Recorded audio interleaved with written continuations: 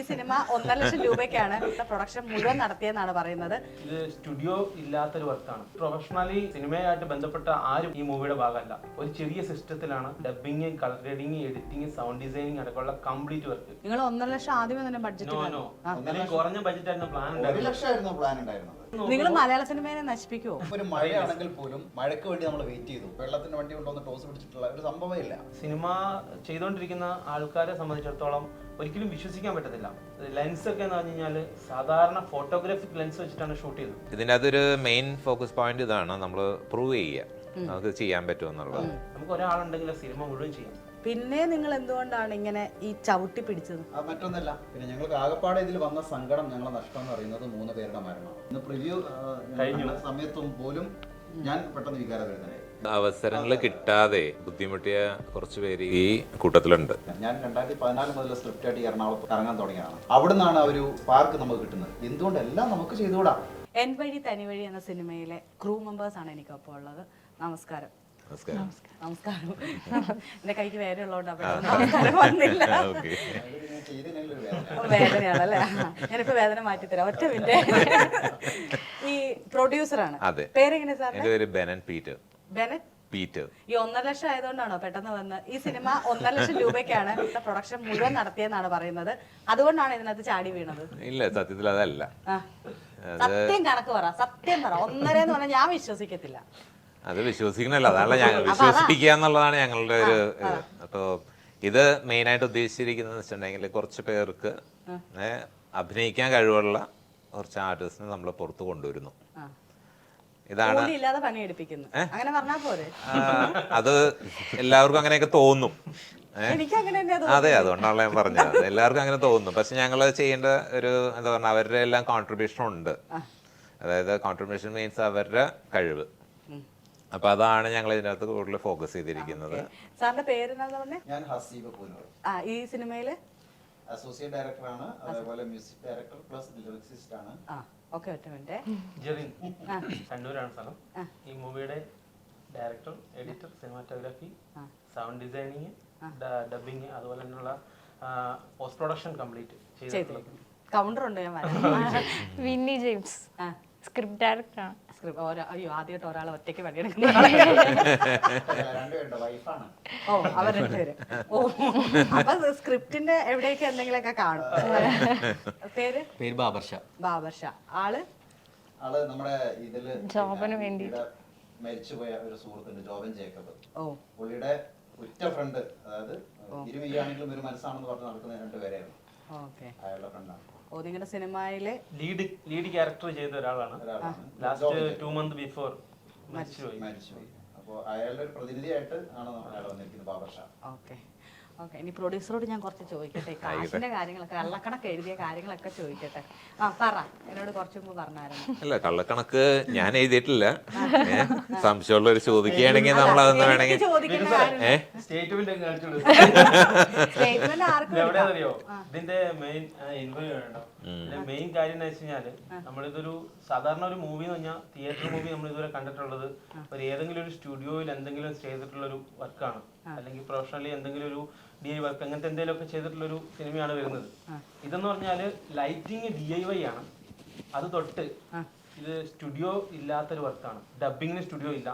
അതുപോലെ തന്നെ ഒരു പ്രൊഫഷണലി സിനിമയായിട്ട് ബന്ധപ്പെട്ട ആരും ഈ മൂവിയുടെ ഭാഗമല്ല. കംപ്ലീറ്റ്ലി ഒരു ചെറിയ റൂമിന്റെ ഉള്ളിൽ ഒരു ചെറിയ സിസ്റ്റത്തിലാണ് dubbing, colour grading, editing, sound designing അടക്കമുള്ള കംപ്ലീറ്റ് വർക്ക്. സൗണ്ട് ഡിസൈനിങ് എന്നൊക്കെ പറഞ്ഞു കഴിഞ്ഞാൽ നമ്മൾ സാധാരണ ഫ്ലോറിലാണ്, നമ്മൾ സാധാരണ പ്രത്യേക സ്റ്റുഡിയോ സെറ്റപ്പാണ്. ഇത് ഫ്ലോറിൽ, ആ റൂമിലെ ഫ്ലോറിലാണ് സൗണ്ട് ഡിസൈനിങ് നടക്കുന്നതിന്റെ ശബ്ദം, ഫോള്, അതുള്ള കാര്യങ്ങളെല്ലാം ചെയ്തത്. അപ്പൊ നമ്മള് സാധാരണ മൂവിയുടെ ക്വാളിറ്റി ആയിട്ട് നിങ്ങൾ കമ്പയർ ചെയ്യുമ്പോൾ ഈക്വൽ ടു ഈക്വൽ ആണ്.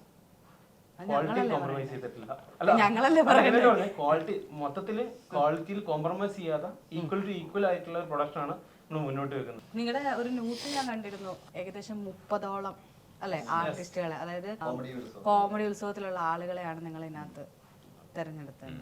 അത് ഈ നിങ്ങൾ ഈ 30 പേര് നിങ്ങളെയും കൂടെ ചേർത്താണ് 30? അതോ പുതിയ ആർട്ടിസ്റ്റ് എല്ലാവരും പുതിയ ആർട്ടിസ്റ്റ് കഴിവുള്ള കുറെ അധികം സിനിമ എന്ന് പറഞ്ഞിട്ട് ഒരുപാട് പേര് ഇങ്ങനെ സിനിമയ്ക്ക് വേണ്ടി ഇങ്ങനെ ഒരുപാട് സ്ഥലങ്ങളിൽ പ്രൊഡ്യൂസറുടെ അടുത്ത് പോയി സിനിമ കിട്ടാതെ നല്ല കഴിവുള്ള ആർട്ടിസ്റ്റാണ്. അങ്ങനെയുള്ള സിനിമാ മോഹികളായിട്ടുള്ള ആളുകളെല്ലാം ഇൻക്ലൂഡ് ചെയ്തിട്ടുള്ള ഒരു സിനിമ. എങ്ങനെയാണ് പ്രൊഡ്യൂസറിലേക്ക് എത്തിയത്? അസിക് വഴി. ഞാൻ ചെറിയൊരു ആർട്ടിസ്റ്റാണ്, മിമിക്രി ആർട്ടിസ്റ്റും ഒക്കെയാണ്. അപ്പോൾ എൻ്റെ ഒരു അഭ്യുദയകാംക്ഷ കൂടിയാണ്. അദ്ദേഹം എൻ്റെ ഷോസും കാര്യങ്ങളൊക്കെ യൂട്യൂബിലും കാര്യങ്ങളൊക്കെ കണ്ടിട്ട് എന്നെ നമ്പർ കളക്ട് ചെയ്തിട്ട് വിളിച്ച് ബന്ധപ്പെട്ട് അന്ന് മുതൽ തുടങ്ങിയ ഒരു 5-6 വർഷത്തിന് മേലെയായി ഞങ്ങളൊരു ഫ്രണ്ട്ഷിപ്പ്. അപ്പോൾ അന്ന് ഞങ്ങൾ 1-2 ഷോർട്ട് ഫിലിംസ് ഒക്കെ ചെയ്ത്, ഞാൻ ആദ്യമായിട്ട് ചെയ്ത പെൺനിയമം, അതിനൊക്കെ പ്രൊഡ്യൂസർ പുള്ളിയാണ്. അങ്ങനെ ഇരുന്നപ്പോഴാണ് ഇങ്ങനെ ഈ ഒരു കൂട്ടായ്മ വരുന്നതും. അപ്പോൾ പ്രൊഡ്യൂസർ ആരാണ് നമുക്ക് ഈ 1.5 ലക്ഷം ആണെങ്കിലും നമുക്ക് മുടക്കാനൊരു അന്നദാതാവ് വേണമല്ലോ. നിങ്ങൾ 1.5 ലക്ഷം ആദ്യമേ തന്നെ ബഡ്ജറ്റ് കുറഞ്ഞ ബഡ്ജറ്റ് ആയിരുന്നു പ്ലാൻ 1 ലക്ഷമായിരുന്നു പ്ലാൻ ഉണ്ടായിരുന്നത്. ഞാൻ പോണില്ല. തമാശ ഇത് നിങ്ങൾ മലയാള സിനിമയെ നശിപ്പിക്കുവോ? പുറത്തുനിന്ന് നോക്കുമ്പോൾ ശരിക്കും പറഞ്ഞാൽ ഇതൊന്നും വിശ്വസിക്കാൻ പറ്റത്തില്ല. അതാണ് കാരണം ഞാനൊരു 12 വർഷമായിട്ട് സിനിമ എന്ന് പറഞ്ഞുള്ള സംഭവത്തിന്റെ പുറകെ നടക്കുന്ന ഒരാളാണ്. സിനിമ ചെയ്യണം എന്നുള്ള ആഗ്രഹത്തിൽ ഇതിന്റെ എക്യുപ്മെന്റ്സ്, ക്യാമറ അടക്കമുള്ള complete equipments, sound designing, editing, sound card അടക്കം, ഡബിങ്ങിന് വേണ്ടിയിട്ടുള്ള ലൈറ്റിങ്, എല്ലാ എക്യുപ്മെന്റ്സും സ്വന്തമായിട്ടുണ്ട്. അതുകൊണ്ടാണ് ഈ ബഡ്ജറ്റ് ഇങ്ങനെ ഇതായി നിൽക്കുന്നത്. നമ്മള് ഫുഡ് എക്സ്പെൻസ് മാത്രമല്ല, എല്ലാവരും വരുന്ന ആൾക്കാർക്ക് ചെറിയൊരു ഇതും കൂടെ കൊടുത്തിട്ടാണ് നമ്മള് ഒരു ബഡ്ജറ്റിലേക്ക് എത്തിച്ചത്. ശരിക്കും അതിന് മുമ്പ് അതിൽ കൂടുതൽ ബഡ്ജറ്റ്, കുറഞ്ഞ ബഡ്ജറ്റ് ആയിരുന്നു. വിശ്വസിക്കാൻ അല്ല, ഇതിപ്പോ നേരത്തെ ചോദിച്ചല്ലോ, പിന്നെ 1.5 ലക്ഷം കണ്ട് ചാടി വീണതാണോ? ഒരിക്കലല്ല. ഇനിയിപ്പോ 1 CR പറഞ്ഞു ഞാൻ പുള്ളി തരും നമുക്ക്. പക്ഷെ എന്താണെന്നറിയോ, നമ്മളുടെ ഈ എഫേർട്ടും ആത്മാർത്ഥതയും കണ്ടിട്ട് ഞങ്ങൾ അങ്ങോട്ടാണ് പറഞ്ഞത്, ഇത് നമുക്ക് ഒരു ചരിത്രമാക്കി തീർക്കാം. 1.5 ലക്ഷം രൂപ അല്ലെങ്കിൽ 2 ലക്ഷത്തിന്റെ ചോടയായിട്ട് നോക്കി ഫുൾ വർക്ക് തീർത്തിട്ട് ഒരു പിന്നെ ഒരുപാട് സിനിമാ സ്വപ്നം കാണുന്ന അല്ലെങ്കിൽ ഇനിയും കഴിവുകൾ ഉണ്ടായിട്ടും മറിഞ്ഞിരിക്കുന്ന അവസരങ്ങൾ നഷ്ടപ്പെട്ടു പോയ ആളുകൾക്ക് വേണ്ടിയിട്ട് ഒരു പ്രചോദനമായിട്ട് നമുക്കൊരു പാത തെളിയിക്കാം. നമ്മുടെ ഈ പാത കണ്ടിട്ട് കുറെ ആളുകൾ പുറകിൽ വരാനുണ്ട്. എങ്ങനെയും സിനിമ ചെയ്യാൻ അല്ലേ, നമ്മുടെ ലക്ഷ്യം അതാണ്. ഇതിലാരും എന്താ പറയാ, ഒരു സ്റ്റാർഡമായിട്ട് വന്ന ആൾക്കാരില്ല. എനിക്ക് ഒരു പെർ ഡേ റെമ്യൂണറേഷൻ ഇത്രയാണ്, അല്ലെങ്കിൽ ഒരു കോൾ ഷീറ്റ് സൈൻ ചെയ്യുക, ഇങ്ങനത്തെ യാതൊരു പിന്നെ നൂലാമാലകളോ കാര്യങ്ങളോ ഒന്നുമില്ല, ഒരു മാമൂലുകളും ഇല്ല. എല്ലാവരുടെയും ആത്മാർത്ഥതയാണ് ഇതിന്റെ മെയിൻ ഇൻവെസ്റ്റ്മെന്റ് എന്ന് പറയുന്നത്. പിന്നെ ചെറിയ ചെറിയ കഴിവുകൾ എന്നെ കൊണ്ട് കഴിയുന്ന പിന്നെ അസോസിയേറ്റ്, പിന്നെ അതേപോലെ മേക്കപ്പ് വരെ ഞാൻ ചെയ്തിട്ടുണ്ട്. പള്ളിപ്പെരുന്നാൾ പോലെയാണോ ഓരോന്ന് സ്പോൺസർ ചെയ്തിട്ട് ചെറിയൊരു വേഷം അതും ചെയ്തിട്ടുണ്ട്. പിന്നെ മ്യൂസിക് എനിക്ക് അറിയാവുന്ന എന്റെ ഒരു ബ്ലഡിലുള്ളതാണ് മ്യൂസിക്. അപ്പൊ എന്റെ ഒരു കോൺട്രിബ്യൂഷൻ എന്നവർക്ക് മ്യൂസിക്കും ലിറിക്സും അതും ഞാൻ ചെയ്തു. അപ്പൊ നമ്മളെ മൊത്തത്തിൽ എന്റെ ഒരു ആത്മാർത്ഥത എന്ന് പറയുന്നത് അതാണ് എന്റെ ഒരു ഇൻവെസ്റ്റ്മെന്റ്. അതിന്റെ ടോട്ടാലിറ്റി എന്ന് പറയുന്നത് അതേപോലെ ഈച്ച് ആൻഡ് എവരി വൺ എല്ലാവരും ഓരോരുത്തരുടെ ഭാഗത്തു നിന്നുള്ള കോൺട്രിബ്യൂഷൻ ഇതിലേക്ക് ചെയ്തിട്ടുണ്ട്. ടേക്കണ്ടൻ സാറിന്റെ ഷോയിലും ഇതിപ്പോ ഈ പ്രോഗ്രാംസ് വന്നിരുന്നു. അപ്പൊ അവർക്ക് പോലും ഒരു അതിശയായിരുന്നു 1.5 ലക്ഷം രൂപയ്ക്ക് പടം ചെയ്യാൻ പറ്റുമെന്ന്. മനോരമയിൽ വന്നിട്ടുണ്ട്. അതാണ് ഈ 1.5 ലക്ഷത്തിൽ എല്ലാവരും അത്ഭുതപ്പെട്ടത്. ആക്ടിംഗ് സ്കൂളിൽ നിന്ന് വരെ ഡയറക്ടർ വിളിച്ചിട്ടുണ്ട്, നിങ്ങൾ എങ്ങനെ സുഹൃത്ത് ഈ 1.5 ലക്ഷത്തിന് ഞങ്ങളൊക്കെ അതെ. നമ്മള് ബഡ്ജറ്റ് പറയുമ്പോ സൗത്ത് ഇന്ത്യയിൽ നമ്മുടെ മലയാളത്തിൽ നിന്ന് ഇത്ര കോടി ബഡ്ജറ്റ് പറയും, അടുത്തത് തമിഴിൽ ഇത്ര കോടി. എന്താ ബഡ്ജറ്റ് പറയുന്നത് എന്തോ ഒരു വലിയ സംഭവമാണ്. അതായത് അത്രയും വലിയ സാധനം ഇതിനകത്തേക്ക് ഉണ്ടാകും എന്നുള്ളതാണ് പറയുന്നത്. 1.5 ലക്ഷത്തിൽ നിർത്താന്നൊരു ഇത് പറയുന്നതിന് മുന്നേ എങ്ങനെയാണ് അതിലേക്ക് എത്തപ്പെട്ടത്? ഈ ഒരു ഞാൻ പറഞ്ഞേക്ക് വരുന്ന ഒരാൾക്ക് പോലും നമ്മൾ വണ്ടിക്കൂലി എങ്കിലും കൊടുക്കണം തിരിച്ച്. ഇവിടെ തിരുവനന്തപുരത്ത് നിന്ന് കാസർഗോഡ് വരുന്ന ഒരാൾക്കാണെങ്കിൽ ആ ഒരു 1 സൈഡ് എങ്കിലും നിങ്ങൾ കൊടുക്കണം. അത് വെച്ച് നോക്കുമ്പോ എങ്ങനെയാണെന്ന് ചോദിച്ചത് കാൽക്കുലേറ്റ് ചെയ്ത്. പ്രോപ്പർ പ്ലാനിങ് ആണ് ഇതിന്റെ ഏറ്റവും വലിയ വിജയം. നമ്മൾ ഒരിക്കലും ഒരു അമേച്വർ ടൈപ്പ് സാധനമല്ല നമ്മൾ ചെയ്യുന്നത്. ഒരു സിനിമ എന്ന് പറഞ്ഞാൽ പ്രസന്റ് ചെയ്യുമ്പോൾ നമ്മുടെ സിഗ്നേച്ചർ ആണ്. നാളെ എല്ലാവരോടും എടുത്തിട്ട് എയറിലേക്ക് വിടുന്ന ഒരു സംഭവമാണ്. അത് നന്നായിട്ട് ചെയ്തിട്ടുണ്ടെങ്കിൽ കുറച്ചാളോടെ സമാധാനമായിട്ടിരിക്കാം. അതുകൊണ്ട് ഞാൻ സ്ക്രിപ്റ്റ് ചെയ്തപ്പോൾ ആണെങ്കിൽ പോലും അതിന്റെ ഓരോ സംഭവം നമ്മൾ ഷൂട്ട് ചെയ്യുകയാണെങ്കിൽ അനാവശ്യമായിട്ടുള്ള ഷൂട്ടിംഗ് ഇല്ല. നമുക്ക് എന്താണ് വേണ്ടത് അത് പ്രോപ്പർ സ്ക്രിപ്റ്റ് ഉണ്ട്. അതുപോലെ തന്നെ സിനിമാറ്റോഗ്രാഫിക്ക് ഏത് ഷോട്ട് എടുക്കണം അത് കറക്റ്റ് ആയിട്ട് സ്ക്രിപ്റ്റ് ഉണ്ട്. അതായത് ഡയലോഗ്, അതിന്റെ ഡയലോഗ് മോഡുലേഷൻ അടക്കം ആർട്ടിസ്റ്റിന് നമ്മൾ റെക്കോർഡ് ചെയ്തിട്ട് അയച്ചു കൊടുക്കും. ഈ മോഡുലേഷൻ എനിക്ക് വേണ്ടത് നിങ്ങൾ ചെയ്തിട്ട് തരണം. അവരത് പഠിച്ചിട്ട് വരും. അതുകൊണ്ട് എന്താ ഗുണം എന്ന് വെച്ചാൽ നമുക്ക് ഒരാളുണ്ടെങ്കിൽ ആ സിനിമ മുഴുവൻ ചെയ്യാം. കറക്റ്റ് ആൾ വരുന്നവർക്ക് അറിയാം എന്താ എടുക്കാൻ പോകുന്നതെന്ന്, ചെയ്യുന്നവർക്കും അറിയാം. ടൈം ഡിലേ ഇല്ല, മാക്സിമം സീനുകൾ എടുത്തു പോവാം. അതുപോലെ ലൈറ്റിംഗ് എല്ലാം ഞങ്ങൾ തന്നെയാണ് ചെയ്തത്. DIY ലൈറ്റിംഗ് ആണ്. അത് ഇത് മലയാളത്തിൽ ട്രൈ ചെയ്യാത്തൊരു ലൈറ്റ് യൂണിറ്റ് ഒന്നും ഇല്ലാതെ ലൈറ്റ് യൂണിറ്റിന്റെ എഫക്റ്റിൽ വർക്ക് ചെയ്തിരിക്കുന്ന ഒരു വർക്ക്. അനാവശ്യ ചെലവുകളൊന്നുമില്ല ഫലത്തിൽ. ടോട്ടലി പറയുകയാണെങ്കിൽ അനാവശ്യ ചെലവുകൾ മീനിങ് എന്താണെന്ന് അറിയാമല്ലോ. ഒരു സിനിമയിലാകുമ്പോൾ ഒരാൾക്ക് ഫുഡിന്റെ കാര്യത്തിലാണെങ്കിൽ പ്രത്യേക മെനു, അങ്ങനത്തെ കാര്യങ്ങളില്ല. അതേപോലെ കാരവാനില്ല, വാതിലിൽ കൊട്ടില്ല. ഞാനല്ല, ഞാൻ ചോദിച്ചിട്ടും കൂടി ഇല്ല. ഞാൻ ആങ്കർ ചോദിച്ചെന്ന് പറയാം, ഞാൻ ഒരു കാര്യമേ ചോദിച്ചിട്ടില്ല. പറഞ്ഞു അങ്ങനത്തെ കാര്യങ്ങളൊന്നുമില്ല. വാട്ടീസില്ല, ഒന്നുമില്ല. അങ്ങനത്തെ ആൾക്കാരെ എടുക്കുന്നില്ല, അത് വേറെ വിഷയം. 100% ലഹരി ഇല്ലാത്തൊരു മദ്യം അങ്ങനത്തെ ഒന്നുമില്ല. അത് ഷൂട്ട് ചെയ്താൽ വന്നാൽ ഷൂട്ട് ചെയ്ത് കഴിഞ്ഞു. നമ്മളൊരു ഫാമിലി ആയിട്ടാണ്. ഒരിക്കലും ഒരു ഹോട്ടലിൽ ഇത്ര ഇങ്ങനെ റൂം വേണം, ഈ കണ്ടീഷനിലെ റൂം, അങ്ങനത്തെ യാതൊരു പ്രശ്നമില്ല. ഞങ്ങളിതാ കഞ്ഞിയും പയറും വരെ ഇളക്കിയിട്ട് കുടിച്ച് കഴിച്ചിട്ടുണ്ട്. ഒപ്പം ഒരു മത്തി പിരിച്ചതും കഞ്ഞിയും പയറും കൂട്ടി ഇളക്കിയിട്ടുള്ള ഞങ്ങളുടെ നാട്ടിൽ ചൊറിഞ്ഞി എന്ന് പറയും. ചോറും അല്ല കഞ്ഞി വരേണ്ട ഇടയിൽ. എനിക്കും ചൊറിയുന്നുണ്ട്. ഒറ്റ മിനിറ്റ് പറയാം, ഞാൻ പറയാം, കൗണ്ടർ ചെയ്യാൻ തരാം. പേരെങ്ങനെയായിരുന്നു? വിന്നി. വിന്നി. ഇതിന്റെ തിരക്കഥ എഴുതിയ ഈ തിരക്കഥ ഹസ്ബൻഡ് ആൻഡ് വൈഫ് ചേർന്ന് എഴുതിയതാണോ ഒറ്റയ്ക്കാണോ? നമുക്ക് ഇരട്ട തിരക്കഥാകൃത്തുകൾ അല്ലല്ല, സജഷൻസ് ചോദിക്കാറുണ്ട്. പിന്നെ നമ്മൾ എഴുതുമ്പോൾ ഓൾമോസ്റ്റ് എങ്ങനെയാന്ന് വെച്ചാല് നമ്മുടെ ലൈഫിൽ എന്ത് സംഭവിക്കുന്നു, റിയാലിറ്റിയാണ് നമുക്ക് കൂടുതലുള്ളത്. അല്ലാതെ ഒരു എന്താ പറയാ, ഒരിക്കലും നടക്കാത്തൊരു കഥയല്ല ഇത്. അപ്പൊ നമ്മള് ഇപ്പൊ എനിക്ക് എന്ത് സംഭവിക്കുന്നു, അല്ലെങ്കിൽ ഞാൻ ആ സിറ്റുവേഷനിലായിരുന്നെങ്കിൽ എങ്ങനെ റിയാക്ട് ചെയ്യുന്നുള്ള രീതിയിൽ നോക്കിയിട്ടാണ് നമ്മൾ ഇത് എഴുതുക. അപ്പൊ എന്തെങ്കിലും സജഷൻസ് ഉണ്ടെങ്കിൽ ചോദിക്കും, അങ്ങനെ ആയിരിക്കുമോ റിയാക്ട് ചെയ്യുക. ഇപ്പൊ ഞാനൊരു സീനാണെങ്കിൽ ഇന്ന സീനിൽ എങ്ങനെയായിരിക്കും ആ ഒരു സിറ്റുവേഷനിൽ ഞാൻ ബിഹേവ് ചെയ്യുക, ആ ഒരു രീതിയിൽ ഇത് കൂടുതലും. ഇല്ല, ഞാൻ അല്ലാത്ത നോർമലുള്ള എന്തെങ്കിലുമൊക്കെ എഴുതും എന്നുള്ളതല്ലാതെ ഇങ്ങനെ ഒരു തിരക്കഥ എന്നുള്ള രീതിയിലൊന്നും ഇല്ല. നമുക്ക് അറിയാവുന്ന കാര്യങ്ങൾ ഇത്രയൊക്കെ തന്നെ ഉള്ളു. പിന്നെ ഇതൊക്കെ ഒരു ട്രയലാണ്. ഈ തിരക്കഥ കൊണ്ടുവന്നിട്ടാണോ സംവിധായകനായത്, അതോ എങ്ങനെയാണ് ഈ സിനിമ പിറന്നത്? എങ്ങനെയാണ്? എന്താ എൻ വഴി തനി വഴി? ഇത് ആക്ച്വലി എന്താ വെച്ചാല് ഒരു സിനിമ ചെയ്യണം എന്നുള്ള ഒരു പ്ലാനൊക്കെ ആയിട്ട് ഞങ്ങളൊരു മീറ്റിംഗ് ഒക്കെ കൂടിയതാണ്. കുറെ സിനിമ ആഗ്രഹമായിട്ടുള്ള. അപ്പോ അതിനിടയ്ക്കാണ് കല്യാണ കാര്യങ്ങളൊക്കെ എന്റെ കഴിഞ്ഞ് വന്നു കഴിഞ്ഞ് ഞങ്ങൾ ഇങ്ങനെ ഡിസ്കസ് ചെയ്തപ്പം സിനിമയുടെ പ്ലാനിങ് ഒക്കെ ഓടിയിട്ടുണ്ട്. അപ്പൊ എന്റെ മൈൻഡിലുള്ളൊരു ത്രെഡ് ഇങ്ങനെ പറഞ്ഞപ്പോ എന്നാ പിന്നെ നമുക്ക് ചെയ്യാലോ എന്നുള്ള രീതിയിൽ. അതും വെളി പൈസ കൊടുക്കാത്തോണ്ട് പിടിച്ചെടുത്ത് എഴുതി, അങ്ങനെ പറഞ്ഞാൽ മതി. ജോലി എന്താ പ്ലാൻ ഉണ്ടായിരുന്നു. അപ്പൊ ഞാൻ പറഞ്ഞു എന്നാ പിന്നെ സിനിമയാണ്, അപ്പൊ നമുക്കൊന്ന് നോക്കാന്ന് പറഞ്ഞിട്ട് നമ്മളത് ട്രൈ ചെയ്തു. 1 ലൈൻ ആക്കി കഴിഞ്ഞപ്പോൾ കുഴപ്പമില്ല, നന്നായിട്ടുള്ള രീതിയിൽ. പിന്നെ ഞങ്ങളെ വോയിസ് ആക്ടിങ് കാര്യങ്ങളെല്ലാം ചെയ്ത് നോക്കി, സീൻ ബൈ സീനൊക്കെ എങ്ങനെ ആക്ട് ചെയ്ത് നോക്കി. അപ്പൊ അത് ബെറ്റർ ആയിട്ട് വരുന്നുണ്ടെന്ന് കണ്ടതുകൊണ്ട് എന്ത് ചെയ്തു, ആ 1 ലൈൻ വെച്ചിട്ട് നമ്മൾ പീറ്റർ സാറിനെ അപ്രോച്ച് ചെയ്തു. അപ്പൊ പീറ്റർ സാറിന് സ്റ്റോറി കണക്ട് ആയി, ഉണ്ടായിരുന്നു. അപ്പൊ പിന്നെ ധൈര്യമായി. പിന്നെ അവിടെ നിന്നാണ് സ്ക്രിപ്റ്റിലേക്ക് പോയത്. കല്യാണം കഴിഞ്ഞ് 1 മന്തിൽ സ്ക്രിപ്റ്റ്, 3 മാസത്തിനുള്ളിൽ പ്രൊഡക്ഷൻ, സിനിമ സ്റ്റാർട്ട് ചെയ്തു. സംഭവം അതാണ് എന്റെ പോയി. കല്യാണം കഴിഞ്ഞ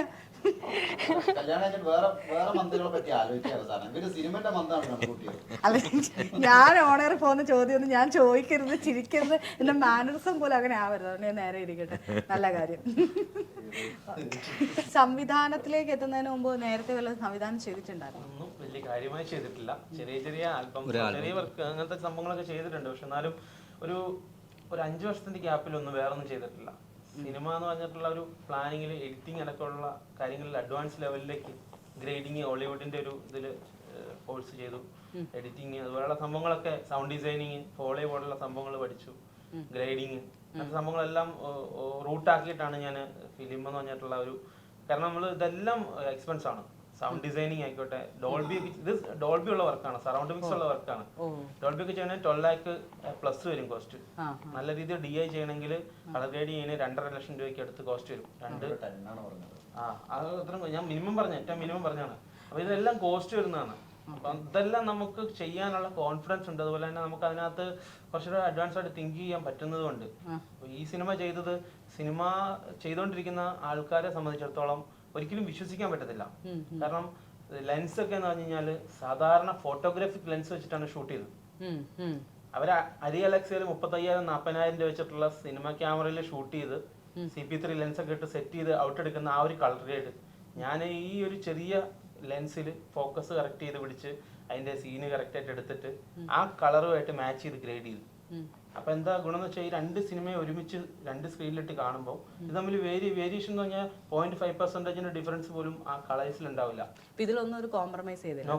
കോംപ്രമൈസ് ചെയ്ത് നിങ്ങൾ ഒരേ ഒരു സാധനമാണ്, ക്യാഷ്. പ്രൊഡ്യൂസറിന്റെ കാശുകാരനാവുമല്ലോ. 1.5 ലക്ഷം പറഞ്ഞിട്ട് 1.5 ലക്ഷം പറഞ്ഞിട്ട് വാരിക്കൊണ്ട് പോകുമായിരിക്കും. ഒരു മനുഷ്യനെ 6 വർഷം ചതിച്ച് കൂടെ കൂട്ടിയില്ലേ? എന്നെ ഇപ്പൊ ഇടിക്കും. ഞാൻ അങ്ങനെ കൊച്ചാക്കി പറഞ്ഞല്ല കേട്ടോ. നിങ്ങൾ കഞ്ഞിയുടെ കാര്യം പറഞ്ഞില്ലേ, കഞ്ഞിയുടെ കാര്യം പറഞ്ഞപ്പോൾ എനിക്ക് നമ്മൾ ഈ പണ്ട് പറയും നാടകങ്ങളൊക്കെ പണ്ട് കാലത്ത് നാടക ആർട്ടിസ്റ്റുകളൊക്കെ ഇങ്ങനെ ഒന്നിച്ചുകൂടി അന്നത്തെ കാലത്ത് ഏറ്റവും കുറഞ്ഞ, അതായത് റെമ്യൂണറേഷൻ കുറവാണ് അല്ലെങ്കിൽ അവർക്ക് ഇതാണ്, പക്ഷെ അങ്ങനെ ഒന്നിച്ച് വെച്ചിട്ടാണ് പോകുന്നതെന്ന് പറഞ്ഞു. ഇപ്പം നമ്മൾ ഇന്നെല്ലാം സാഹചര്യങ്ങൾ മാറി. ഇപ്പം ഈ പറഞ്ഞ പോലെ 1.5 ലക്ഷത്തിനല്ല 1 കോടിക്ക് വരെ അദ്ദേഹത്തിന് മുടക്കാൻ പറ്റുമെന്നാണ്. പിന്നെ നിങ്ങൾ എന്തുകൊണ്ടാണ് ഇങ്ങനെ ഈ ചവിട്ടി പിടിച്ചത്? മറ്റൊന്നല്ല, ഈ വന്ന 30 താരങ്ങളുണ്ടെങ്കിൽ 30 താരങ്ങൾക്കും ആഗ്രഹങ്ങളാണ് ഉണ്ടായിരുന്നത്. ആഗ്രഹങ്ങൾ സാഫല്യമാക്കുക എന്നുള്ളതാണ്. അല്ലാതെ ഇത്ര കൂലിപ്പണിക്കല്ല വന്നത്. ആരും കൂലിപ്പണി എനിക്ക് ഇത്ര ക്യാഷ് കിട്ടിയാലേ ഞാൻ വരുള്ളൂ, കാരണം ഞാൻ ഇഷ്ടംപോലെ ഷോർട്ട് ഫിലിം അഭിനയിച്ചിട്ടുണ്ട്, എനിക്ക് ഫ്രീ ആയിട്ട് ഞാൻ വന്ന് അഭിനയിക്കില്ല എന്നാരും പറഞ്ഞില്ല. എന്റെ മുഖം കാണട്ടെ, എന്റെ പെർഫോമൻസും സ്ക്രീനിൽ വരട്ടെ, എന്റെ കുടുംബക്കാർക്ക് കാണാം. ഈ ആഗ്രഹങ്ങൾ എന്നെ കോപ്പി പേസ്റ്റ് എല്ലാവർക്കും ആ ഒരൊറ്റ ആഗ്രഹമാണ്. അത് വലിയൊരു ആഗ്രഹം ആയി മാറുകയാണ് ചെയ്തത്. അതാണ്. അപ്പൊ ആർക്കും ക്യാഷ് ഇല്ലെങ്കിലും തിരക്കേടില്ല, ഞങ്ങള് പെട്രോൾ ക്യാഷ് അടിച്ച് ഞങ്ങൾ വന്നോളാം എന്നാണ് ഇങ്ങോട്ട് പറഞ്ഞത്. എന്നിട്ടും ഞങ്ങള് അവർക്കുള്ള ഒരു നിശ്ചിത പേഴ്സന്റെ പേയ്മെന്റ് ഞങ്ങൾ മാറ്റി വെച്ചിട്ടുണ്ട്. പിന്നെ അതുപോലെ തന്നെ ഈ സിനിമ എന്ന് പറഞ്ഞിട്ടുള്ള സംഭവത്തില് ഒരു സിനിമ ചെയ്യണം എന്നുള്ള ആഗ്രഹത്തിൽ ഒരുപാട് നിർമ്മാതാക്കളുടെ പുറകെ നടന്നിട്ടുള്ള ഒരാളാണ്. ഒരുപാട് വീട്ടില് നിർമ്മാതാക്കളുടെ അടുത്ത് പോയിട്ടുണ്ട്, അവരോട് സംസാരിക്കുകയൊക്കെ ചെയ്തിട്ടുണ്ട്. ഒരു 2012, 2013 ആ ഒരു കാലഘട്ടങ്ങളിൽ.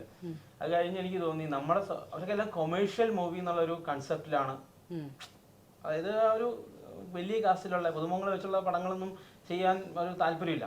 അപ്പൊ അതിൽ നിന്നാണ് നമുക്ക് എന്തുകൊണ്ട് ചെയ്യാൻ പറ്റില്ല, ഇതെല്ലാം നമുക്ക് ചെയ്യാൻ പറ്റുമെങ്കിൽ വൈ നോട്ട്. കാരണം ക്വാളിറ്റി ആണല്ലോ ഏറ്റവും ഇമ്പോർട്ടന്റ്. മെയിൻ സ്ട്രീം മൂവിയുടെ ക്വാളിറ്റിയും ഞാൻ മീൻസ് പിക്ചർ ക്വാളിറ്റി മാത്രമല്ല ഞാൻ കമ്പയർ ചെയ്യുന്നത്. ആക്ടിങ് വൈസ് ആയിക്കോട്ടെ മറ്റു ഇതിലായിക്കോട്ടെ കമ്പയർ ചെയ്യുമ്പോൾ തീർത്തും ലോ ക്വാളിറ്റി അല്ലാതെ നല്ല രീതിയിൽ വരികയാണെങ്കിൽ അതൊരു വലിയൊരു അച്ചീവ്മെന്റ് ആയിട്ട് എനിക്ക് ഫീൽ. പക്ഷെ നിങ്ങൾക്ക് ഇതിനൊരു പേടി ഉണ്ടായി. ഇപ്പൊ നിങ്ങൾ ഈ പറഞ്ഞ 1.5 ലക്ഷത്തിന് നിങ്ങൾ ഒതുക്കി, ബഡ്ജറ്റ് ഒതുക്കി. ഈ സിനിമ ഇറങ്ങുമ്പോൾ ഈ പറയുന്ന 1.5 ലക്ഷത്തിന് ഇവർ ഇത്രക്കൊക്കെ ചെയ്തിട്ടുള്ളൂ എന്ന് പറയുകയാണെങ്കിൽ നിങ്ങൾക്ക് അതെന്തായിരിക്കാം? അല്ല, നെഗറ്റീവ് വരണമല്ലോ. നെഗറ്റീവ് ഉണ്ടെങ്കിലല്ലേ നമുക്ക് അതിനെക്കുറിച്ച് ഒരു എന്താ പറയുക ഒരു ക്ലാരിഫിക്കേഷൻ കൊടുക്കാൻ പറ്റുള്ളൂ. നമ്മളിവിടെ ബഡ്ജറ്റ് ഒതുക്കിയതൊന്നുമല്ല, പ്ലാൻ ചെയ്തതിലും കൂടിയെന്നുള്ളതാണ് സത്യം. അത് ഞങ്ങള് ഇതിൻ്റെ അകത്തൊരു മെയിൻ ഫോക്കസ് പോയിന്റ് ഇതാണ്, നമ്മൾ പ്രൂവ് ചെയ്യുക നമുക്ക് ചെയ്യാൻ പറ്റുമെന്നുള്ളത്. അത് ഓരോരുത്തർക്കും അവരുടെ കഴിവുണ്ട്. ഏത് ഇപ്പോൾ എനിക്ക് ശരിക്കും പറഞ്ഞാൽ ആസ്വദിക്കാനുള്ള കഴിവാണ്. ഒരാൾ പറയുന്നതോ ചെയ്യുന്നത് ആസ്വദിക്കാൻ പറ്റും എനിക്ക്. പക്ഷെ അതുപോലെ ചിലപ്പോൾ എനിക്ക് ആക്ട് ചെയ്ത് കാണിക്കാൻ പറ്റില്ല. അപ്പം അതുകൊണ്ട് കഴിവുള്ള ആൾക്കാർ ചെന്ന് മുട്ടിയ വാതിലെന്ന് പറയുന്നത് ഇതാണ്. അതായത് ചോദിച്ചത് 1.5 ലക്ഷം കൊണ്ട് ഇത് കഴിയോ, 1 ലക്ഷം കൊണ്ട് അസീബ് അത് കഴിയോ എന്ന് ചോദിച്ചപ്പോ ഞാൻ പറഞ്ഞ കഴിയും എന്നൊരു കോൺഫിഡൻസ് ഉണ്ട്. എന്നാ പിന്നെ എനിക്ക് അതൊന്ന് കാണണം, അങ്ങനെയാ പുള്ളി പറഞ്ഞത്. ഒന്നുകൊണ്ട് കഴിയണം എനിക്കത് കാണണം എന്നതിന്റെ അർത്ഥം ഇതിൽ കൂടുതൽ ആൾ തരില്ല എന്നല്ല കേട്ടോ. മനസ്സിലായി. നമ്മളെ ഒന്നുകൊണ്ട് കഴിയണമെങ്കിൽ എനിക്ക് ആ ഒരു ചലഞ്ച് എനിക്കൊന്ന് കാണണം എന്നുള്ളത്. അപ്പൊ അത് ഞങ്ങൾ എല്ലാരും കൂടി ഏറ്റെടുത്തതാ. അങ്ങനെ ഒരു വാക്ക് കൊടുത്തിട്ടുണ്ടെങ്കിൽ അത് പാലിക്കേണ്ട ഉത്തരവാദിത്വം ഞങ്ങൾക്കുണ്ടല്ലോ. ഫസ്റ്റ് OTT-യിലേക്കായിരുന്നു പ്ലാൻ ചെയ്തത്. ഫസ്റ്റ് OTT പ്ലാൻ ചെയ്തു. ഞങ്ങൾ അതിന്റെ ഒരു ടീസർ കാര്യങ്ങളൊക്കെ ചെയ്തു. അതുപോലെ കാര്യങ്ങളൊക്കെ വന്നപ്പോഴത്തേക്കും എന്നാൽ എന്തുകൊണ്ട് ഇത് തിയേറ്ററിലേക്കുള്ള ഒരു പ്ലാനിലേക്ക് പോയിക്കൂടാന്നുള്ളൊരു സജഷൻ വന്നു. അങ്ങനെ വന്നപ്പോഴാണ് ഒന്നുകൂടെ ചിന്തിച്ചത്. കാരണം ക്വാളിറ്റിയിൽ കോംപ്രമൈസ് ചെയ്തിട്ടില്ല. ലൈറ്റിംഗ് ഉണ്ട്, അതുപോലെ തന്നെ ആക്ടിങ് പെർഫോമൻസ് ആണെങ്കിലും ബെറ്റർ ഉണ്ട്, സൗണ്ട് നല്ല ക്വാളിറ്റിയിലുണ്ട്. അങ്ങനത്തെ ഒന്നും കോംപ്രമൈസ് നമ്മൾ ചെയ്തിട്ടില്ല. സോ അത് തിയേറ്ററിലേക്കുള്ള ഒരു ഇതിലേക്ക് വന്നപ്പോഴാണ് നമുക്ക് കുറച്ചുകൂടെ ബഡ്ജറ്റ് കുറച്ചുകൂടെ ഒന്ന് ഇൻക്രീസ് ആയത്. നിങ്ങൾക്ക് തിയേറ്റർ കിട്ടിയോ? തിയേറ്റർ 2-3 തിയേറ്റർ നമ്മൾ ഓൾറെഡി ഡിസ്കഷനിൽ പോയിട്ടുണ്ട്. എന്നുവെച്ചാൽ തിയേറ്ററിൽ ചെല്ലുമ്പോൾ എങ്ങനെയാണ് നിങ്ങൾക്ക്, അതായത് ഒരു മെയിൻ ലീഡ് റോള് ഒരു ഫേസ് എങ്കിലും ഇല്ലെങ്കിൽ തിയേറ്റർ കെട്ടാൻ പാടുണ്ടായിരുന്നോ? ഇല്ല, ഇത് ഞങ്ങൾ ഓൾറെഡി ഇതിന്റെ പ്രിവ്യൂ തിയേറ്ററിൽ ഇട്ട് ടെസ്റ്റ് ചെയ്തതാണ്. സറൗണ്ട് മിക്സ് അടക്കമുള്ളത് വരുന്നുണ്ടെന്ന് അറിയാൻ വേണ്ടി ലാസ്റ്റ് 1 മന്ത് ആയിട്ടുള്ളൂ. കോഴിക്കോട് മുക്കത്തുള്ള തിയേറ്ററിൽ ഇതിന്റെ ഒരു ഔട്ട്പുട്ട് ഒരു 3 മിനിറ്റ് 4 മിനിറ്റ് ഗ്യാപ്പുള്ള ഒരു ഔട്ട്പുട്ട് സറൗണ്ട് ഒക്കെ വരുന്നുണ്ടെന്ന് ചെക്ക് ചെയ്യാൻ വേണ്ടിയിട്ട് ചെയ്തിട്ടുണ്ടായിരുന്നു. അപ്പൊ ക്വാളിറ്റി കോംപ്രമൈസ് ചെയ്തിട്ടില്ല. അതുപോലെ തന്നെ തിയേറ്ററുമായിട്ട് എല്ലാം നേരിട്ട് ഞാൻ സംസാരിച്ചാണ്. എല്ലാ കാര്യങ്ങളും ഞാൻ ഇങ്ങനെ എനിക്കൊരു കണക്ഷൻ ഉണ്ട്, ചെറിയൊരു കണക്ഷൻ ഉണ്ട്. അപ്പൊ അതെല്ലാം വെച്ചിട്ട് ഞാൻ ഇവരായിട്ട് സംസാരിക്കുന്നുണ്ട്. അപ്പോൾ നമുക്ക് ഡിസ്ട്രിബ്യൂഷൻ എന്ന് പറഞ്ഞിട്ടുള്ള ഒരു സംഭവമില്ല. മാക്സിമം നമ്മളെ ഒരു സപ്പോർട്ട് ചെയ്താണ് അവര് സംസാരിച്ചത്. നമ്മളിപ്പം മെയിൻ ഫേസ് ഇല്ലെങ്കിൽ ഇപ്പൊ ഒരു മെയിൻ റോൾ ഇല്ലെങ്കിൽ അപ്പോഴാണ് ഈ തിങ്കളാഴ്ച നിശ്ചയം പോലുള്ള സിനിമ നമ്മുടെ മുമ്പിൽ ഉദാഹരണമായിട്ട് നിൽക്കുന്നത്. അതിലൊരു അതൊക്കെ നമുക്ക് ധൈര്യം തന്നത്. ഇതിലൊരു പോപ്പുലർ ഫേസോ ഒരു സ്റ്റാർഡം ഉള്ള ഒരാളോ പോലും ഇല്ല. അപ്പൊ എന്തുകൊണ്ട് നമുക്കും, കാരണം കഥയും തിരക്കഥ മേക്കിംഗ് ആണ് ഇപ്പം താരങ്ങളായിട്ട് നിൽക്കുന്നത്. മേക്കിംഗ് അപ്പോൾ മേക്കിംഗ് അത് വിലയിരുത്തപ്പെട്ട് കഴിഞ്ഞാൽ നാളെ കാലത്ത് പിന്നീടുള്ളത് നമുക്ക് കിട്ടുന്ന അവസരങ്ങളാണ്. പിന്നീടുള്ള ബോണസ് ആണ് നമുക്ക് ഓരോരുത്തരും പിന്നീടുള്ള കാലങ്ങളിൽ കിട്ടിക്കൊണ്ടിരിക്കാൻ പോകുന്നത്. അതാണ് ഈ 30 പേരെ നിങ്ങൾ സെലക്ട് ചെയ്യുന്നു പറഞ്ഞല്ലേ, ഇവർ വെച്ചിട്ട് വല്ല ആക്ടിങ് വർക്ക്ഷോപ്പോ കാര്യങ്ങളോ വല്ലതും ഒക്കെ നടത്തിയിരുന്നോ? ഇല്ല, നമ്മൾ എന്താ ജസ്റ്റ് ഒരു മീറ്റപ്പ് മാത്രം ചെയ്തു. കാരണം അത് ക്യാരക്ടർ ഡെവലപ്മെന്റിൽ ഒരു ഫേസ്. ഇപ്പം വിനായകൻ എന്ന് പറഞ്ഞിട്ടുള്ള ഇത് ശരിക്കും പറഞ്ഞിട്ടുണ്ടെങ്കിൽ മൾട്ടി സ്റ്റാർ മൂവിയുടെ ഒരു സ്ക്രിപ്റ്റ് ബേസ് ആണ്. അപ്പൊ അവർക്ക് ആർക്കൊക്കെ കാസ്റ്റ് ചെയ്യണം എന്നുള്ള ഒരു ഔട്ട്ലൈൻ ഉണ്ട്. ഇപ്പോ നായകൻ ആസിഫ് അലി ആണെങ്കിൽ ആസിഫ് അലിക്ക് പറ്റുന്ന ഒരു ഒപ്പോണന്റ് ആരാണ് നമ്മുടെ ഇതിൽ വരുന്നത്, അങ്ങനെ ആ ഒരു ക്യാരക്ടറിനെ സെലക്ട് ചെയ്തിട്ടാണ് നമ്മൾ കാസ്റ്റ് ചെയ്തേക്കുന്നത്. അപ്പൊ അതിലേക്ക് ഇപ്പം വിനായകന്റെ ഒരു റോൾ ചെയ്യാൻ വേണ്ടി വിനായകനാണ് ഈ റോളിൽ വരേണ്ടത്. ഇങ്ങനെ ഒരു സീൻ ഉണ്ട്, ഓടി വരുന്നു, പ്രശ്നമുണ്ടെന്ന് പറയുന്നു. ആ സീനിലേക്ക് ഇങ്ങനെ സംസാരിച്ചപ്പോൾ അസീക്ക പറഞ്ഞു നമുക്ക് ഇങ്ങനെ ഒരാളുണ്ട് എന്ന് പറഞ്ഞിട്ട് ഫോട്ടോ കാണിച്ചപ്പോഴേ എനിക്ക് മനസ്സിലായി, ആള് റേഞ്ച് മനസ്സിലായി. അതിന് ഞങ്ങൾ നേരിട്ട് മീറ്റ് ചെയ്തു, സംസാരിച്ചു, വോയിസ് ചെയ്തിട്ടുള്ള സംഭവങ്ങളൊക്കെ നമ്മൾ കണ്ടു. പിന്നെ നോക്കേണ്ട സംശയം വന്നില്ല. കോമഡി ഉത്സവത്തിലുള്ള മിമിക്രി ആർട്ടിസ്റ്റ് ആണ്. ഞങ്ങളൊക്കെ സഹയാത്രികരാണ്.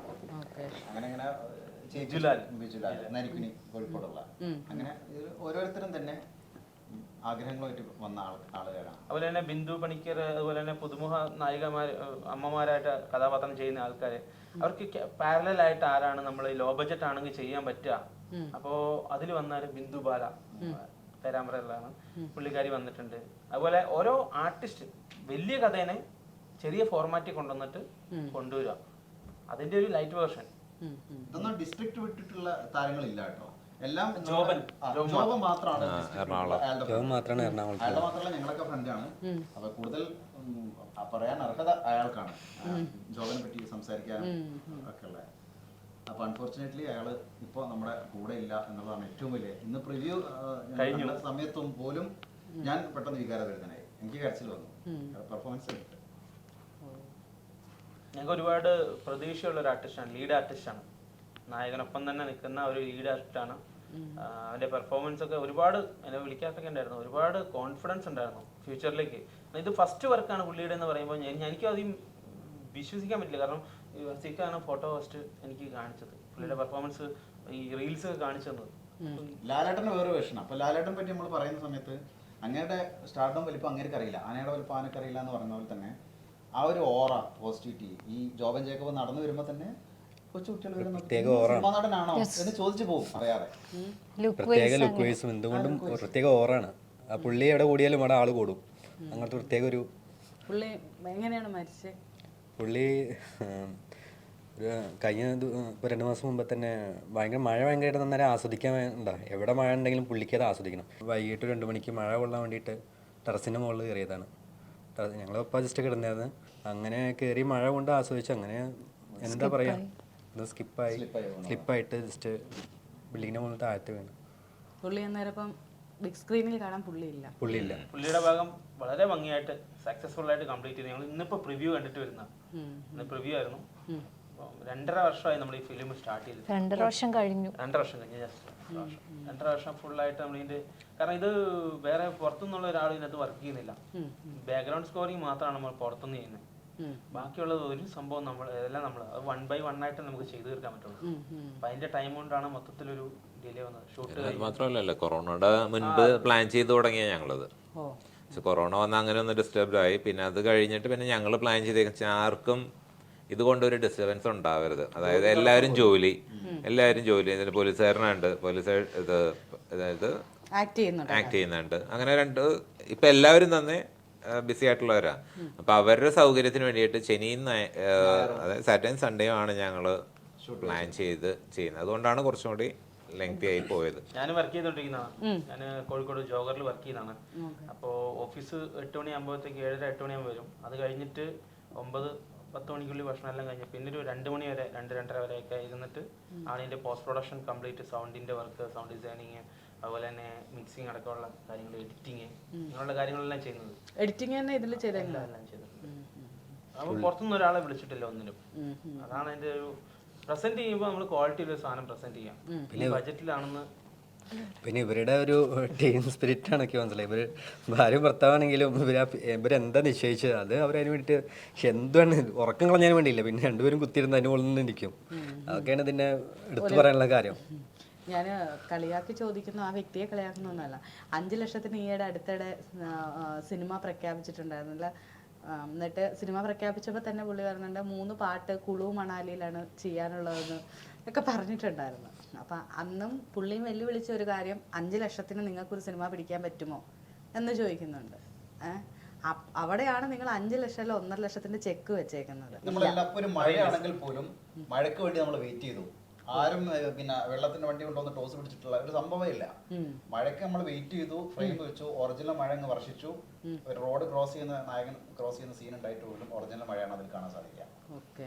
പിന്നെ ഈ ഫോഗ് ഉണ്ടാക്കുന്നതൊക്കെ നമ്മള് എന്താ പറയാ പറഞ്ഞു കഴിഞ്ഞാലല്ല കോമഡിയാണ്. ഇതാണ് പിന്നെ കുന്തിരിക്കം പോയിച്ചിട്ട് ഊതന്നെ പെട്രോൾ സെറ്റിട്ട് കത്തിച്ചോ. മൊത്തം ആ വീട് മൊത്തം പുകയാണ്. ആൾക്കാർ ഓടിക്കൂടുക, തീ പിടിച്ചാൽ ബക്കറ്റായിട്ട് ഓടി വരുന്ന സ്ഥിതിയിലേക്ക് നീങ്ങി. അപ്പൊ അങ്ങനെയൊക്കെ നമ്മളെ മേക്കിംഗ് എന്ന് പറയാ, ലൈറ്റപ്പും കാര്യങ്ങളൊക്കെ സെറ്റിൽ വന്നു കഴിഞ്ഞാൽ നമ്മൾ ആ ഒരു മാനിപ്പുലേഷൻ കണ്ടു കഴിഞ്ഞാൽ ചിരി വരും. പക്ഷെ നമ്മള് ഫൈനലി ഔട്ടാണ് അതിന്റെ മെയിൻ. ഈ എൻ വഴി തനി വഴി എന്നാണ് പടത്തിന്റെ പേര്. ആരാണ് അത് സജസ്റ്റ് ചെയ്തത്?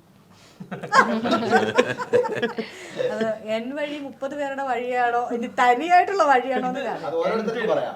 അതിനുള്ള ഓരോരുത്തർക്കും പറയാം എൻ വഴി തന്നെ വഴി. നമ്മുടെ ഈ ഒരു കണ്ടന്റുമായിട്ട് ബേസ് ചെയ്തിട്ടുള്ള ഏറ്റവും റിലേറ്റ് ആയി കിടക്കാൻ സാധിക്കുന്ന ഒരു പേരാണത്.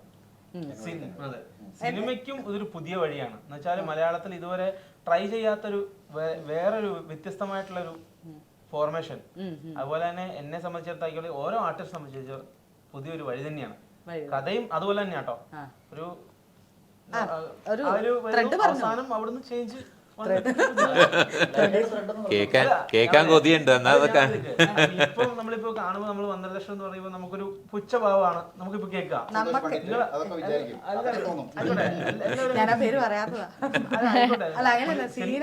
അല്ലെ, നമുക്ക് അങ്ങനെയല്ല. പുള്ളി ഇൻസ്പിറേഷൻ ആണ്. പുള്ളിയൊക്കെ അത് അന്ന കാലത്ത് ചെയ്ത് അങ്ങേരെ കഴിവ് കാണിച്ചു. അല്ല, പുള്ളി എന്ന് ചോദിച്ചു. അതാണ് ഞാൻ ചോദിച്ചത്. 5 ലക്ഷത്തിന് വരെ സിനിമ എടുക്കാൻ നിങ്ങൾക്ക് പറ്റുമോന്നാണ് അന്ന് മലയാള സിനിമയെ വെല്ലുവിളിച്ചത്.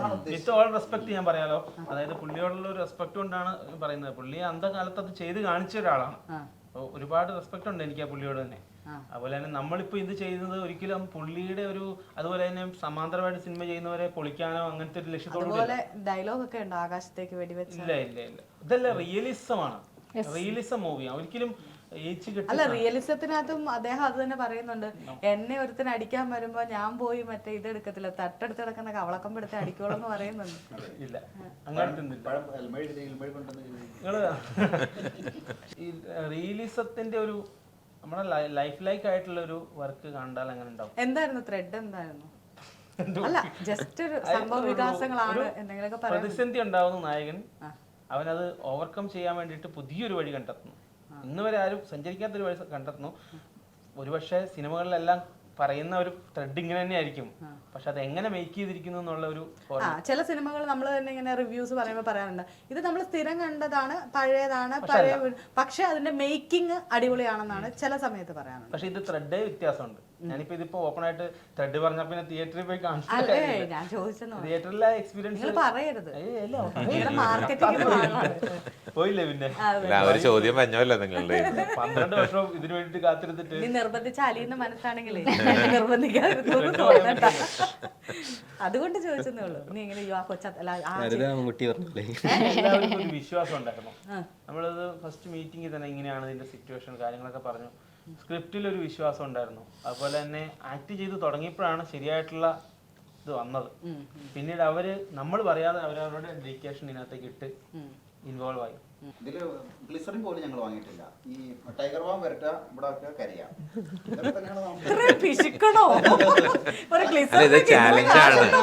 ചാലഞ്ച് ആണല്ലോ. പ്രൊഡ്യൂസറിനെ ചാലഞ്ച് ചെയ്യുന്നതല്ലേ.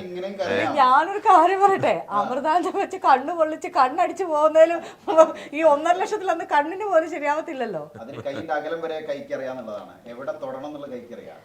ഇത് പണ്ട് സ്കൂളിൽ ഞാൻ പഠിച്ചിരുന്ന ഉച്ച കഴിഞ്ഞ് ഉറക്കം വരുമ്പോ അമൃതാഞ്ജം എടുത്ത് കണ്ണി തൂത്തിട്ട് തലവേദന മിസ്സെന്ന് പറഞ്ഞ് കിടന്ന് ഉറങ്ങണ നമ്പരൊക്കെയാണിത് പണ്ടൊക്കെ. ഇപ്പൊ ഈ സിനിമ ഇറങ്ങി നല്ല രീതിയിൽ ഓടുമ്പോ ഒരു റവന്യൂ ഉണ്ടാവുമല്ലോ, നിങ്ങൾക്ക് കിട്ടുന്ന ഒരു ഇൻകം.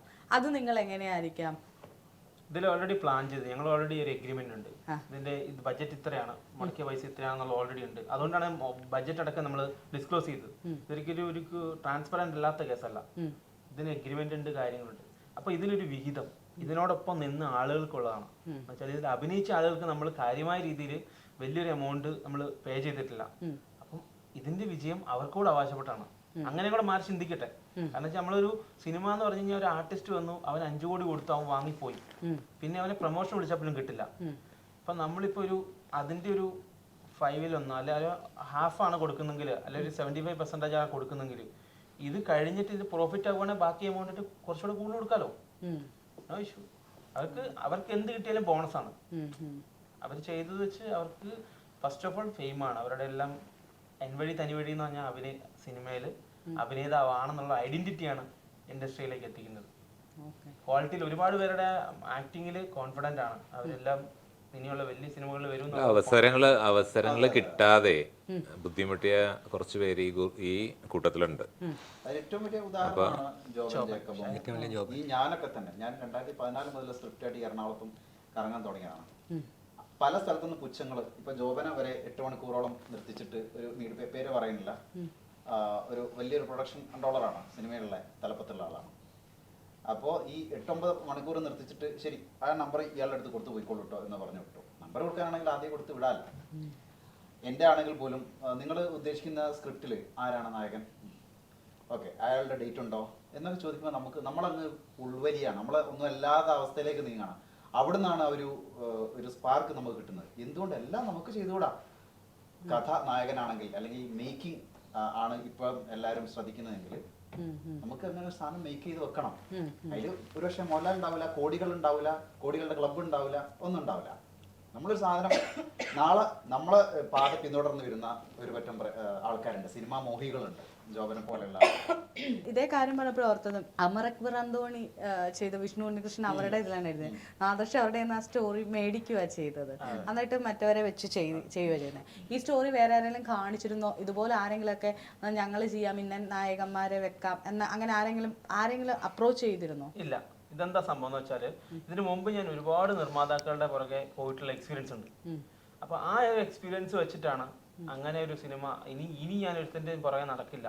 ഇനി ഞാൻ സിനിമ ചെയ്യുകയാണെങ്കിൽ എനിക്ക് ഫ്രീഡം ഉള്ളൊരു സ്പേസിലേ ഞാൻ സിനിമ ചെയ്യുള്ളൂ.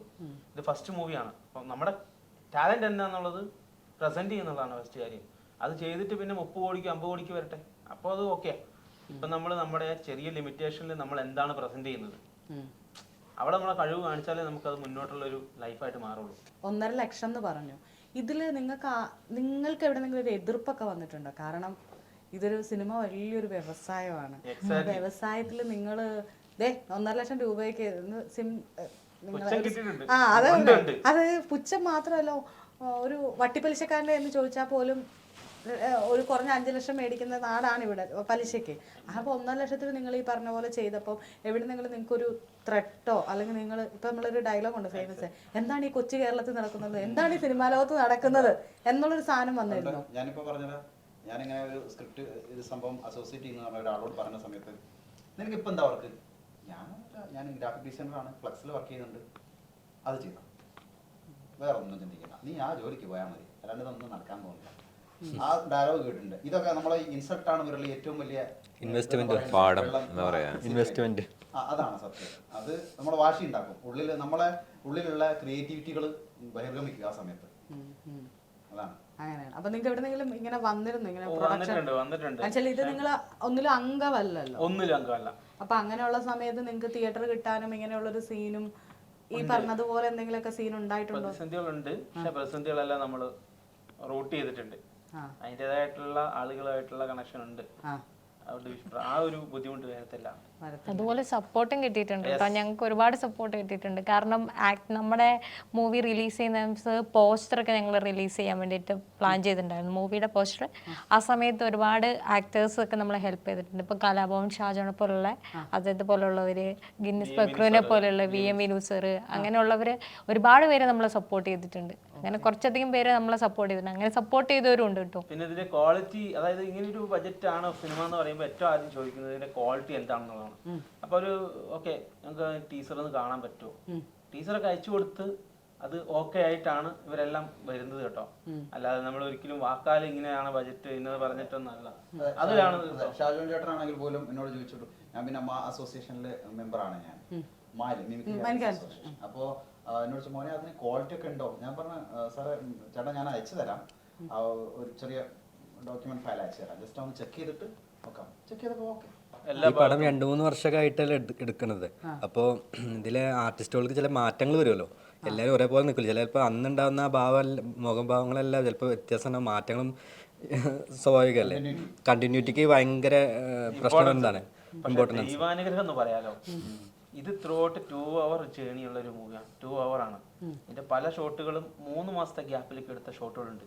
പക്ഷെ അതിലൊന്നും ഒരു കണ്ടിന്യൂറ്റിന്റെ പ്രശ്നം വന്നിട്ടില്ല. ദൈവാനുഗ്രഹമാണ്. കൊടുക്കുന്നില്ലല്ലോ.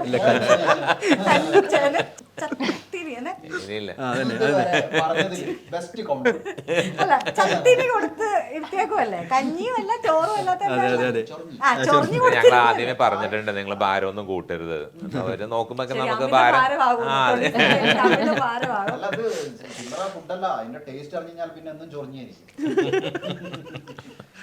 പുറത്ത് പറയുന്നില്ലെന്നേ ഉള്ളു, അതൊക്കെ തന്നെയാ. ഇതൊക്കെ കണ്ടിട്ട് സംശയിക്കണ്ട. ലുക്കിൽ മാത്രമേ ഉള്ളൂ. കഞ്ഞിയും പയറും ആണ് ഏറ്റവും ബെസ്റ്റ് അല്ലേ? നമുക്ക് അങ്ങനെ വെക്കാനും എളുപ്പമാണ്. അതായത് കുപ്പിക്ക് മാറ്റി വെക്കുന്ന ക്യാഷ് ഞങ്ങള് ഫുഡിന് കുറേശ്ശെ മീൻ പൊരിച്ചതൊക്കെ ഞങ്ങൾ കൊടുത്തിട്ടുണ്ട്. നിങ്ങൾ ഈ പറയുന്ന കുപ്പി അടിക്കുന്നവരത്തിൽ അപമാനിക്കുന്നത് അത് വന്നപ്പോ മുതലേ. കുപ്പി അപമാനിക്കുന്ന കാരണം എന്ന് വെച്ചാൽ നമ്മൾ വന്നു കഴിഞ്ഞാൽ അതിന്റെ ഉത്തരവാദിത്തം തീർക്കുക എന്നുള്ളതാണ്. അത് കഴിഞ്ഞിട്ട് നമുക്ക് ആഘോഷിക്കാമല്ലോ. അത് അവർ കുടിക്കുന്നവരെ എടോ പോയി കുടിച്ചോട്ടെ, ഞങ്ങളെ സെറ്റിൽ പാടില്ല എന്നുള്ളതാണ് പറഞ്ഞത്. നമ്മൾ കുടിക്കുന്നില്ല എന്ന് വെച്ചാൽ എല്ലാവരും അധിക്ഷേപിക്കല്ല. വരുമാനത്തിന് നല്ലൊരു പങ്കും സർക്കാരിന് നൽകിക്കൊണ്ടിരിക്കുന്ന കേരളത്തിലെ നല്ലവരായ ആളുകളെ കുറിച്ച് പുച്ഛിച്ച് പറയരുത്. ഞങ്ങള് കുടിയന്മാരെന്ന് പറയുന്നില്ല. മാറുന്ന ചിന്താഗതിയാണ്. ആൽക്കഹോള്, പുകവലി അതുപോലുള്ള ഒരു സംഭവം നമ്മളെ സെറ്റിൽ അലോഡും അല്ല. നമ്മൾ ഒരിക്കലും അത് സപ്പോർട്ട് ചെയ്തില്ല. അങ്ങനെ ആരും സെറ്റിൽ ഇല്ല തന്നെ. ഒരാളെ നമ്മൾ അലോട്ട് ചെയ്തിട്ടില്ല. അതിപ്പോ പ്രൊഡ്യൂസർ ആണേ പോലും മുഖത്ത് നോക്കി പറയും, നീ ചെയ്യണ്ടെന്ന് പറയും. ചെയ്യണ്ട, വേറെ ആള് വേറെ എത്ര ഓപ്ഷൻ ഉണ്ട്. ഒരാളെ മാറ്റാനാണ് പാട്. ഡയറക്ടർ തന്നെ മാറ്റുന്നത്, പിന്നെയാണ് ഒരു അഭിനേതാവിനെ മാറ്റാൻ. 4-5 വർഷത്തെ പ്രയത്നം ഉടനെ തന്നെ തിയേറ്ററിലേക്ക്. ഫൈനലിലാണ്. ഇന്നിപ്പോ അതിന്റെ പ്രിവ്യൂ കഴിഞ്ഞിട്ടാണ് വന്നത്. പ്രിവ്യൂ വേറെ ആരെങ്കിലും ഒക്കെ? അല്ല, പ്രിവ്യൂ ഇപ്പോ ഫസ്റ്റ് സ്റ്റേജ് ഞങ്ങളാണ്. സാർ ഇതുവരെ കണ്ടിട്ടില്ലായിരുന്നു. ഓക്കെ. സാർ വിദേശത്തൊക്കെ ഇടയ്ക്കിടയ്ക്ക് പോയി വരുന്നതുകൊണ്ട് ഞങ്ങള് ഫസ്റ്റ് ഓഫ് ഓൾ കാണിക്കേണ്ടത് സാറിനാണല്ലോ. സാറിന്റെ ഒരു യാത്രയുടെ കാശ് പോലും നിങ്ങളും 2.5 വർഷമായിട്ട് ഷൂട്ട് ചെയ്തതേ. അപ്പൊ സാർ അതും കൂടെ കണക്കിലെഴുതണം. ഏതാണ് സാർ ഈ 2.5 വർഷത്തിനിടയ്ക്ക് ഗൾഫിൽ പോയതും കൂടെ ബഡ്ജറ്റിൽ ആഡ് ചെയ്യണം. ഇല്ല, ഞാൻ പ്രതിഷേധിക്കും. അല്ല, സാറിന് അറിയത്തില്ലല്ലോ സംഭവം. ഷൂട്ട് അന്ന് സ്ക്രിപ്റ്റ് കണ്ട് പോയതാണ്. പിന്നെ ഇടയ്ക്കിടയ്ക്ക് ചെറിയ ഷോട്ടുകളൊക്കെ കണ്ടിട്ടുണ്ടെന്നല്ലാതെ ഷൂട്ട് നടക്കുന്നത് സാറേ ഞായറാഴ്ച ഷൂട്ടുണ്ട്. സാറിന് എങ്ങനെയാണ് ഇവരെ വിശ്വസിക്കാൻ പറ്റിയത്? ഞായറാഴ്ച ഷൂട്ടുണ്ട്, ശനിയാഴ്ച ഷൂട്ടുണ്ട്. അല്ല, അത് ഞാൻ ഒരു ടാർഗറ്റ് പറഞ്ഞിട്ടുണ്ടായിരുന്നു, നമുക്ക് ഇന്ന സമയത്തൊക്കെ തീർക്കണമെന്നുള്ളത്. പക്ഷെ അവര് പരിശ്രമിച്ചിട്ടുണ്ട്. എപ്പോഴെങ്കിലും ടാർഗറ്റ് ഇന്ന സമയത്ത് തീർക്കാന്ന് പറഞ്ഞിട്ട് തീർക്കാണ്ട് വന്നപ്പോ മുഖം മുഷിയേണ്ടി വന്നിട്ടുണ്ട്? മുഷിയേണ്ട കാര്യമില്ല, ഓപ്പൺ ആയിട്ട് പറഞ്ഞിട്ടുണ്ട്. അതായത് ഞാൻ പറഞ്ഞില്ലേ, ഓപ്പൺ ആയിട്ട്. അത് റെസ്പോൺസിബിലിറ്റി എല്ലാവർക്കും ഉണ്ടല്ലോ. അതിപ്പോ ഞാനായാലും അഭിനയിക്കുന്ന ആൾക്കാരാണെങ്കിലും ഡയറക്ടറാണ്. അപ്പൊ നമ്മളൊരു ടാർഗറ്റ് വെച്ച് കഴിഞ്ഞാൽ അതിന് തീർക്കണമെന്നുണ്ട്. പക്ഷെ ചില സാഹചര്യങ്ങൾ ഉണ്ടാവാം. ഏത് നല്ല ഫാക്ടർ ഒന്നെങ്കിൽ നമ്മളെ മഴ, അല്ലെങ്കിൽ വെയില്, അല്ലെങ്കിൽ നമുക്ക് ആവശ്യത്തിനുള്ള ലൈറ്റ് ഇല്ലാതെ വരിക, അങ്ങനെ കുറച്ച് ബുദ്ധിമുട്ടുകൾ ഉണ്ടായിട്ടുണ്ട്. ഒരു കല്യാണ വീടിന്റെ ഒരു ആംബിയൻസ് ഞങ്ങൾക്ക് വേണമായിരുന്നു മൂവിക്ക് വേണ്ടിട്ട്. അല്ല, സ്ക്രിപ്റ്റില് നമ്മള് ഒറിജിനൽ കല്യാണം സ്ക്രിപ്റ്റില് എന്താ വിഷയം വെച്ചാല് സ്ക്രിപ്റ്റില് ചേഞ്ചസ് വരുത്തി. ആദ്യം നോക്കി പറ്റിയില്ല. പിന്നീട് നമ്മൾ അതിനുവേണ്ടിയുള്ള പല ഭാഗത്തു നിന്നും ശ്രമങ്ങൾ നടത്തി. അങ്ങനെ അവസാനം നമുക്കൊരു വീട് സെറ്റായി. അങ്ങനെ അത് ആ ഒരു സീനടക്കം ഇൻക്ലൂഡ് ചെയ്തു. ഭക്ഷണവും കഴിച്ചു. അന്നത്തെ ദിവസം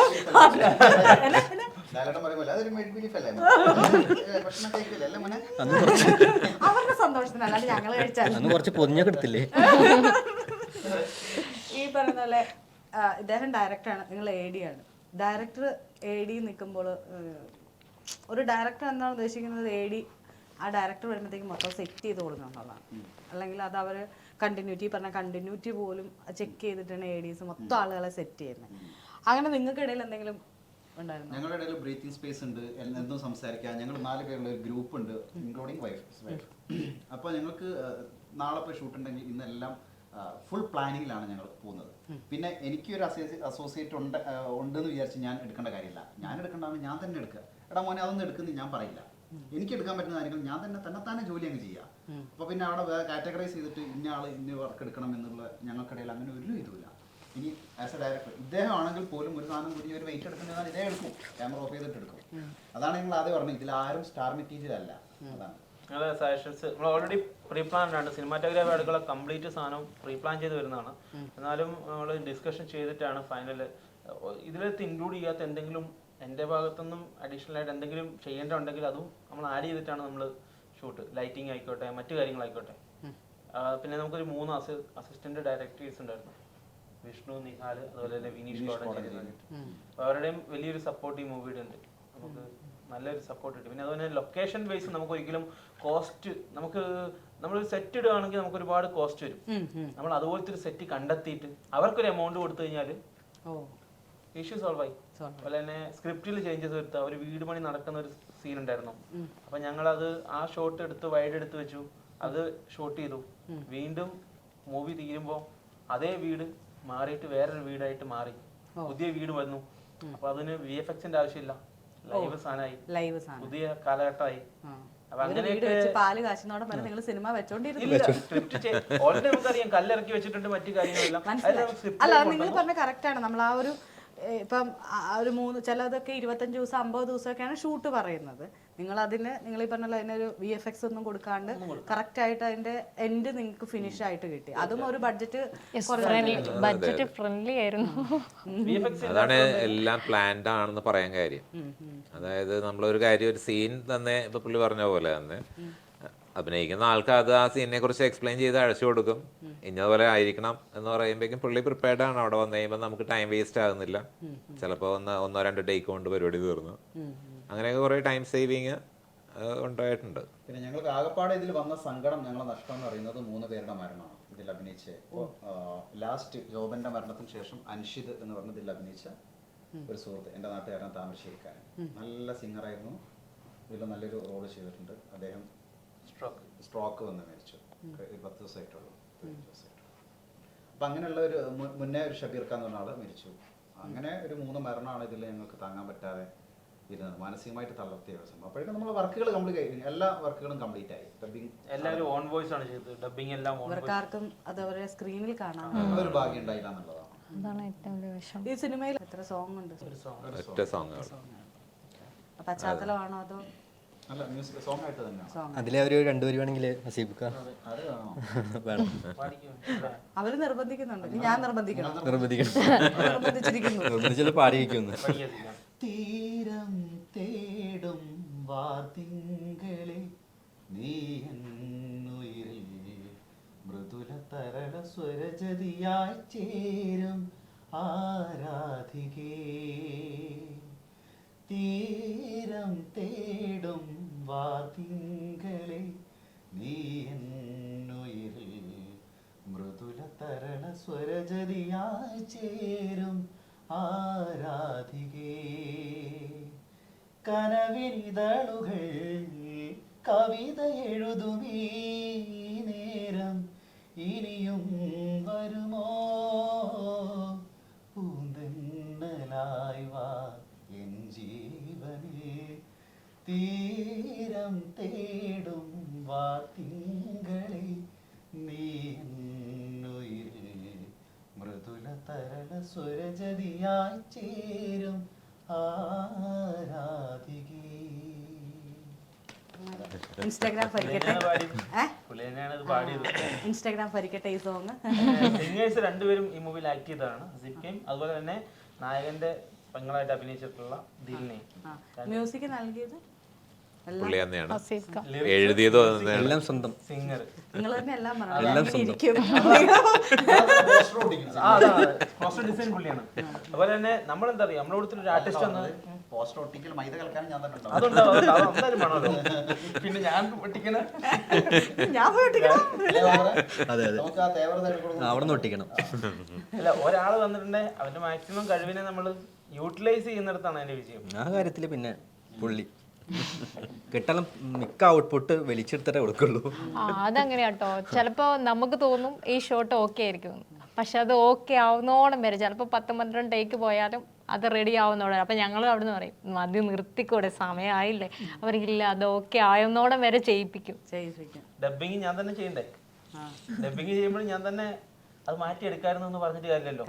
ഇത് ഓക്കെയാണ്, നമുക്ക് എടുത്തു വെക്കുന്നതിൽ പ്രശ്നമില്ലല്ലോ. അതിൽ ആപ്റ്റായിട്ട് എനിക്ക് ഓക്കെ ആവണം. എനിക്ക് ഓക്കെ ആക്കി മാത്രമേ ഞാനത് കമ്മിറ്റ് ചെയ്യുള്ളൂ.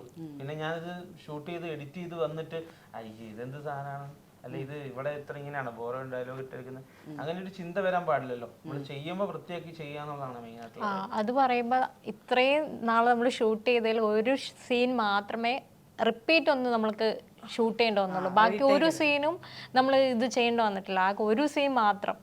അത് ജസ്റ്റ് നമ്മൾ ആ തുടക്കത്തിൻ്റെ ആ സമയത്തുള്ള ചെറിയ മിസ്റ്റേക്സ് ഒക്കെ നോക്കിയിട്ട് നമ്മൾ ചെയ്തു എന്നല്ലാതെ വേറെ ഒന്നും നമുക്ക് റീഷൂട്ട് ചെയ്യേണ്ട ഒരു ആവശ്യം വന്നിട്ടില്ല. അപ്പം അത്രയും പ്രിപ്പറേഷൻസ് നമ്മൾ അവിടെ എടുക്കുന്നുണ്ട് എന്നുള്ളത്. അപ്പോൾ ഞാൻ ഒറ്റയ്ക്ക് ചെയ്താൽ ഇതൊന്നും നടക്കില്ല, അല്ലെങ്കിൽ 2 പേരും കൊണ്ട് ഇത് നടക്കില്ല. ഇതെല്ലാം ഒരു ടീമാണ്. നമ്മളിപ്പോൾ ഇത്രയും പേരുള്ളെങ്കിലും ടീമിൽ കുറേ പേരുണ്ട് ഇതുപോലെ ആഗ്രഹിച്ചിട്ട് കൊല്ലങ്ങളോളം ആഗ്രഹിച്ച് ഇപ്പം ഇതുവരെ നമ്മൾ പറയും ലാലേട്ടൻ്റെ മമ്മൂട്ടിൻ്റെ മൂവി എന്നൊക്കെ പറയും. ഇപ്പം ഞങ്ങൾക്ക് പറയാൻ ഒരു മൂവി ഉണ്ടെന്നുള്ള രീതിയിലേക്ക് എത്തുന്ന രീതിയിൽ ഞങ്ങൾ എത്തി. അല്ല, അത് പറഞ്ഞപ്പോൾ ഇപ്പം ഈ സിനിമ നിങ്ങൾ ഇങ്ങനെ ചെയ്തില്ലായിരുന്നെങ്കിൽ നിങ്ങളുടെ ലീഡ് റോളും ഈ പറഞ്ഞ ഓപ്പോസിറ്റ് ചെയ്യുന്ന, അതായത് വില്ലൻ ക്യാരക്ടറും ചെയ്യുന്ന ആരായിരിക്കും? നിങ്ങളുടെ ഒരു മൈൻഡ് നിങ്ങൾ എഴുതിയപ്പോൾ ചുമ്മാ ചോദിച്ചതേ ഉള്ളൂ.